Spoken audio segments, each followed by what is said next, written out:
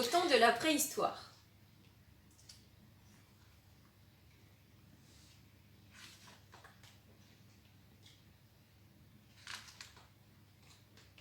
Au temps préhistorique, la vie n'était pas facile pour les ancêtres des 3 petits cochons. Oh non! Car leur maman n'était pas commode. Un matin, elle leur dit « Oui, oui !» Ce qui signifiait « Mes enfants, vous êtes grands maintenant. Il est temps de partir vous chercher un autre abri que la chaleur de mes grands poils. » L'ancêtre du cochon était passablement poilu, surtout la maman des 3 petits cochons. Les petits firent un rapide bisou à leur mère et partirent. Le premier repéra tout de suite un buisson. Il y apporta quelques feuilles pour s'en faire un matelas douillet, se fit une petite réserve de glands, s'installa confortablement et mit son programme préféré, le coucher du soleil. Le deuxième, plus avisé, repéra 4 arbres qui formaient vaguement un carré. Il planta des branches pour fermer le tout et trouva que c'était plutôt réussi pour quelqu'un qui n'avait même pas un tournevis. Il se glissa à l'intérieur et regarda son programme préféré, les étoiles dans le ciel. Le dernier marcha bien plus longtemps. Il arriva devant un trou creusé dans la montagne. Il passa toute la journée à pousser la grosse pierre ronde qui bouchait l'entrée. Le soir, enfin, il put se glisser à l'intérieur. Et vers le milieu de la nuit, il parvint à remettre la pierre dans l'autre sens. Il était enfin en sécurité. Il jeta un coup d'œil par le trou qui se trouvait en plein milieu du gros caillou. Personne. Il ne se mit aucun programme, car il était épuisé. Il s'endormit comme une souche.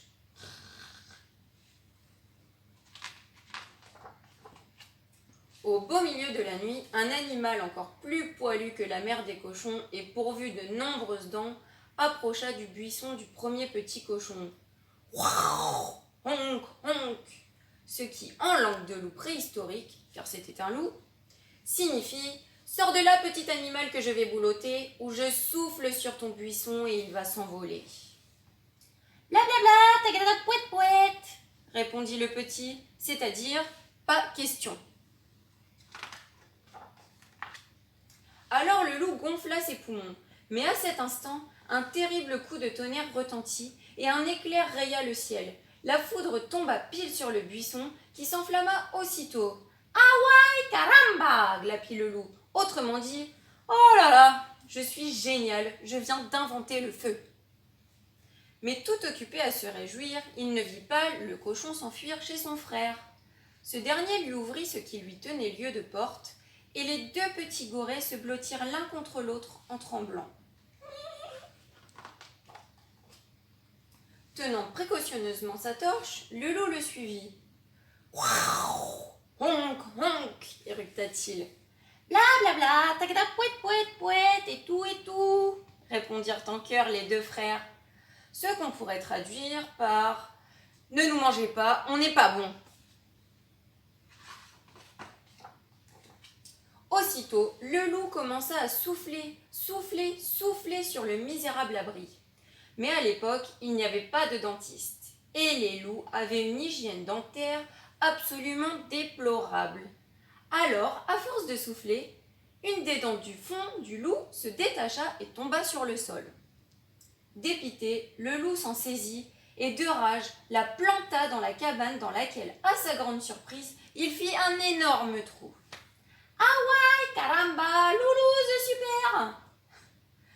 Je viens d'inventer le premier outil, je suis génial !» Mais pendant qu'ils se congratulaient, les cochons s'étaient enfuis chez leur frère aîné. Ce dernier mit un peu de temps pour leur ouvrir sa grotte, puis pour la refermer. Ce n'était pas grave car le loup avait entrepris une petite danse de la victoire. Et tout à sa joie, n'était pas pressé de dîner. « Gna gna gna, l'aura pas nous !» chantèrent les petits cochons dès qu'ils furent en sécurité. Le loup arriva tranquillement, sa torche dans une main et un outil dans l'autre. « Ouh, louvez-moi les knackis !» chantonna la grosse bête. « T'as qu'à te brosser !» firent les petits tous en chœur.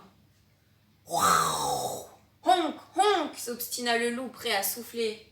Comme il y avait un trou dans le gros rocher, le loup y colla son œil. Il put y voir les 3 frangins qui le narguaient. Extrêmement agacé, la grosse bête enfonça son bâton enflammé dans le trou, histoire de leur faire peur.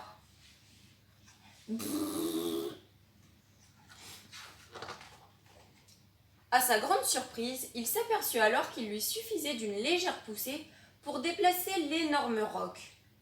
Euromillion, super lototo, roue de la fortune, ce que l'on peut approximativement traduire par « Je n'en crois pas mes yeux, tellement je suis intelligent, je viens d'inventer la roue ».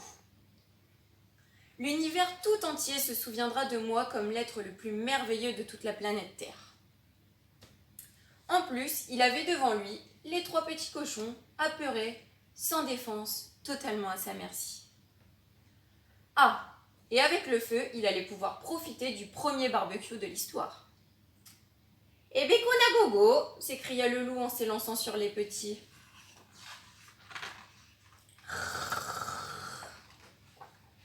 Mais à cet instant, un tyrannosaure passe par là et ne fit qu'une bouchée du loup.